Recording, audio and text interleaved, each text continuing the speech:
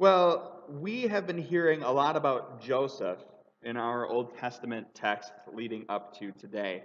And the Genesis book ends with all of those brothers who sold Joseph into slavery, all of those brothers with Joseph and with his dad and family reconciling with each other. And it's a very nice closure that happens when Jacob, their father, dies and he gives them all a blessing and they're gathered around, once again, a whole family. And that's how the book of Genesis ends. And then we hear at the beginning of Genesis and the beginning of this story, now a new king arose. This is the Hebrew literary's device that tells us something is about to change. We are turning over a new leaf in the story, and things are about to get crazy. A new king arose over Egypt. Now, this new king, the text is sure to tell us, doesn't know Joseph, which obviously, since there's been like 3 generations in between Joseph, who helped Pharaoh fend off this 7-year famine, there's been 3 generations between this new king and Joseph. So obviously, he wouldn't know Joseph. But what the text is really trying to tell us is that this new king doesn't know how Joseph helped preserve the Egyptian empire. Now, we don't know if that's just an omission in his schooling or if this was an intentional omission. He chose not to see Joseph's contribution to Egypt. And then what does the new king do? He starts gathering his people, and by his people, he is excluding the Israelites. He starts gathering the native Egyptians and starts saying things like, we need to start being afraid of these Israelites. They are quite numerous in number. We think about 3 generations in between, right? We think about Jacob's sons, Joseph and his 11 brothers, forming the 12 tribes of Israel. This group of people gives birth to a nation. And so in 3 generations, those 12 brothers have begun these 12 tribes of Israel. These Israelites are becoming numerous in the Egyptian empire. They're staking out their claim on jobs, on land, on wealth. They're starting to become Egyptian. And for whatever reason, the new Egyptian king is not liking this new reality. The new Egyptian king does not like to see the Egyptian culture stretched to include the Hebrews, to include the Israelite people. Now, maybe it comes back to a little bit like we discussed in our confession today. Maybe it comes back to a question of gods. The Israelites worshipped one God, the God that we worship. I'm not so sure the Israelites also worshiped that same God. So there are power structures at stake for the Egyptian king, and if his people begin worshiping this God of Abraham, all of a sudden they are not worshiping him.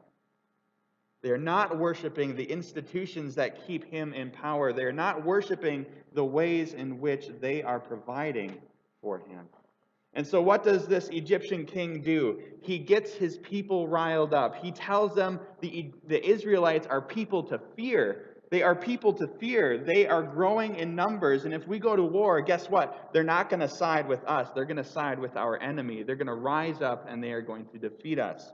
The Egyptian king tells his native Egyptians, the Israelites, are to be feared, not welcomed. And so what comes of this?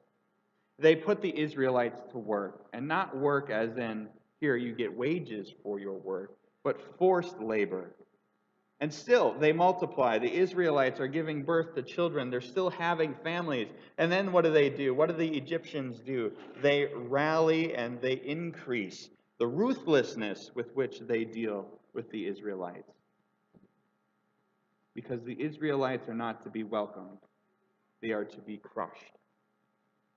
That is the story of our faith. The Israelites were not welcomed in the place where they were living. And if we remember back to Jeremiah, we remember the Babylonian captivity. They weren't in Egypt by choice. They were ousted from their homeland in Jerusalem by the Babylonians. And they were either brought to Babylon or they fled to Egypt. These are people who made lemonade with lemons. These are people who made the best of an impossible situation. They find themselves making families, doing their best, working hard, and still, in this new home, they are not welcome. We're told that the Egyptians came to dread the Israelites. That's a quote from our text this morning. It goes on to say, the Egyptians became ruthless in imposing tasks on the Israelites and made their lives bitter with hard service in mortar and brick and in every kind of field labor. We've seen the fruits of fear in this text. This story is a warning to us. The fruits of fear are this sort of imposing structure and ruthlessness on their labor, but that continues. It continues. The king of Egypt said to the Hebrew midwives, one of whom was named Shiphrah and the other Puah, when you act as midwives to the Hebrew children and see them on the birth stool, if it is a boy, kill him, but if it is a girl, she shall live. The fruits of fear are violence. The fruits of fear are death. The fruits of fear does not end at this imposed labor. The fruits of fear go one step further into desecration and demonstration and destruction. That is the fruit of fear. What I find interesting in this story is that the Pharaoh, the Egyptian king, tells the midwives to kill all the boys and let all the girls live. And then when the midwives refuse to kill the boys, he tells all of his native Egyptians to kill the boys and to let the girls live. And yet it is the women in this story who perpetrate the resistance. It is the women, the midwives, who say, no, we will not kill the children. It is the women who, at great risk to themselves, put Moses on a basket and float him down the river. It is a woman who sees him safely into the arms of another woman who makes the choice to save Moses. In the Pharaoh's instructions to kill the boys and let the women live, he is forgetting the power of God to work in all people, even the people he has blinders to, even the people that he sees as powerless. God works wondrous resistance in these women.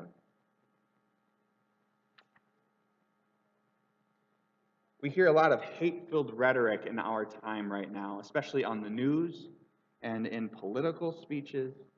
And I'm thinking those directed specifically at our Muslim sisters and brothers and at immigrants, documented or otherwise. We are told to fear these people. We are told that they have come for our jobs, that they have come to destroy our way of life, that they have come with not our goodwill in mind, but rather theirs. We have been taught to fear the other, to fear something that is not known to us. We heard last week in the gospel story of Jesus and the Canaanite woman that otherness is an illusion, that otherness has no stake in God's kingdom, that God has come for everybody. And if that is true, then the church has come for everybody. Otherness is an illusion. Otherness breeds fear, which breeds this oppression, which breeds violence and death. When we choose to fear a specific group of people, we are in fact doing violence to that group of people. In fact, we are doing violence to ourselves and to God. This story in Exodus, while kind of a fun story about Moses, right? Kind of a fun story about his beginning, is in actuality a warning for what fear of other can do. How often have the Israelites been seen as other? How often have we been seen as other? How often have we felt the reward of fear when we have been seen as less than or other? It doesn't feel good, and oftentimes it breeds violence.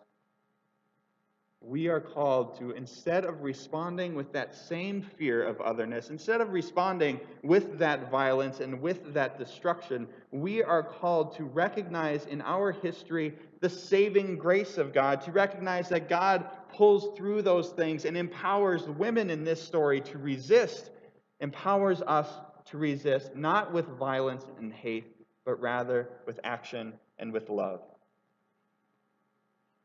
We have a choice. We have a choice to give in to the fear that we are told to feel, which inevitably leads to violence, if not death.